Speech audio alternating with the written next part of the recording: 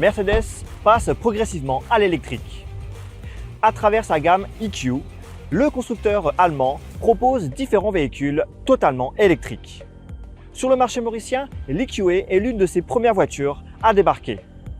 Le défi moteur a testé la version 250 forte de 190 chevaux. Découvrons tout de suite cet essai.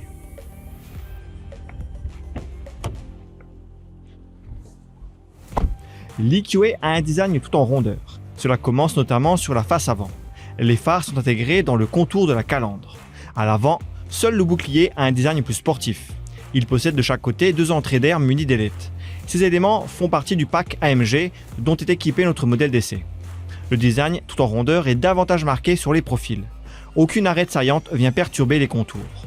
On apprécie le design des jantes à 5 branches. Les protections en plastique noir au niveau des passages de roues et des bas de caisse donnent un look de baroudeur à l'EQE. Le bouclier arrière dispose également d'une telle protection. L'arrière est lui aussi marqué par les rondeurs, mais ce qui ressort le plus quand on s'attarde sur la poupe est le bandeau lumineux qui intègre les deux feux. L'intérieur du Mercedes EQE sera familier aux habitués de la marque allemande.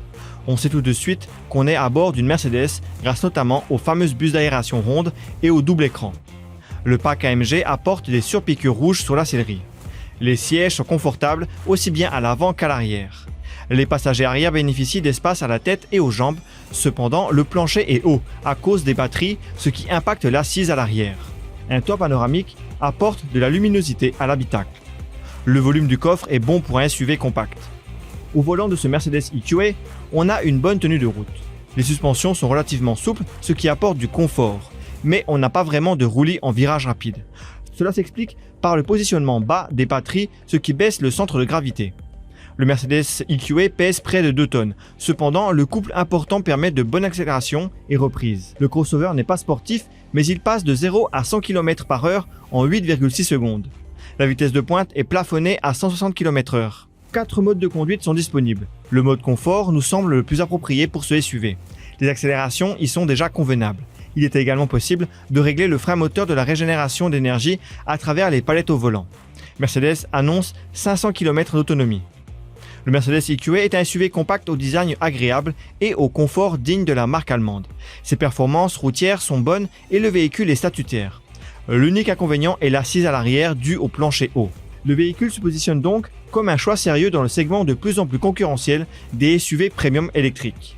Le Mercedes EQE est disponible chez CFAO Motors à partir de 3 590 000 roupies. Notre modèle d'essai est affiché à 3 750 000 roupies.